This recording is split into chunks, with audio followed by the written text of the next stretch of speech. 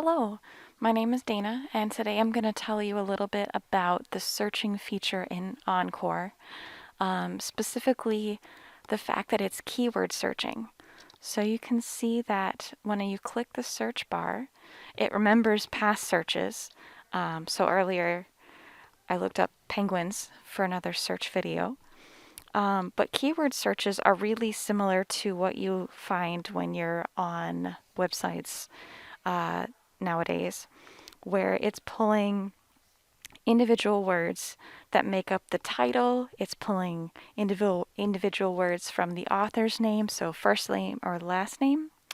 It's also pulling individual words from other fields in the book or movie's bibliographic record, which is the detailed information about the item you're looking for.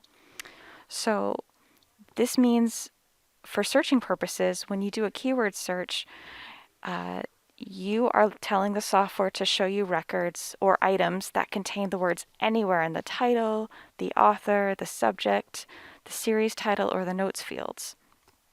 So, for example, you can look up penguins and ice if you want to, and see if there's anything that relates to penguins apparently having ice cream adventures, but also part of the landscape where they live in Antarctica. So that's something you can use the keyword search for as well. You can also use part of an author's name. So, like for example, if you want to look up something by James Patterson, he has a book called Anniversary or 10th Anniversary. And so if you look up James Anniversary for his first name and part of his title, his items will come up first, which is fantastic. And you can see that there's 392 options. But what the keyword search does is it tries to guess and sort by relevance. If you want to change the sort results, you can choose author, title, or date. Generally, we recommend that people leave it to sort by relevance because, as you can see with 392 options, giving what it believes is most useful is a good start in this kind of thing. Now, this is a great example of the different types of formats you'll find when you do a search. So, for example, the icon here is a book, and it says book for 10th anniversary. The next one down has a book icon, but it also says large print book, and it also has a detail that says first large print edition. And so this is a type of format where the font is bigger. Sometimes the spacing between the lines of text are a little bit bigger, so it's easier to read. Some of the patrons really appreciate the large print option.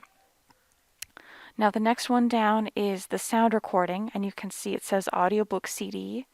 It says sound recording in the title, and it has a little icon that has a CD and a book next to it. Now below is another sound recording, and this is a good example too between these different types. This first one we saw says unabridged, which means that it is the text in its entirety.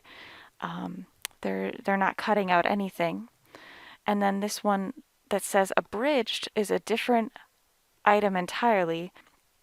So an abridged edition of an audiobook is something where you will have the story itself, but it might be missing a few conversations.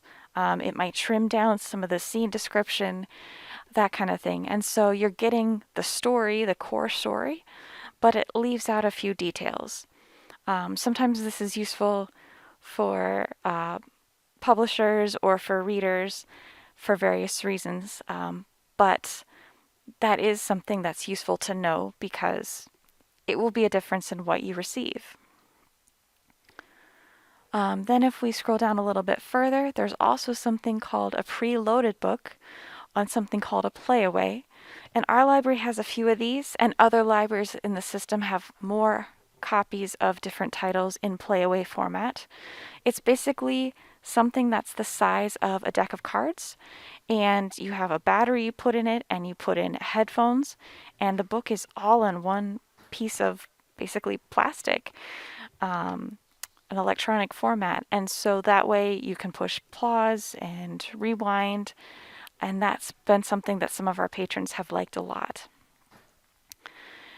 And so when we did this search for James' anniversary, we got 392 results. This is a mix of all the libraries in Prairie Cat.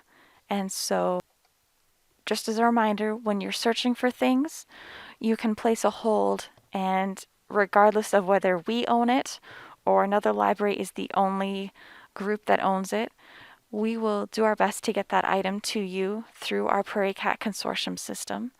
And we hope that this video on searching is helpful for you, and we'll have more in this series soon. Thank you.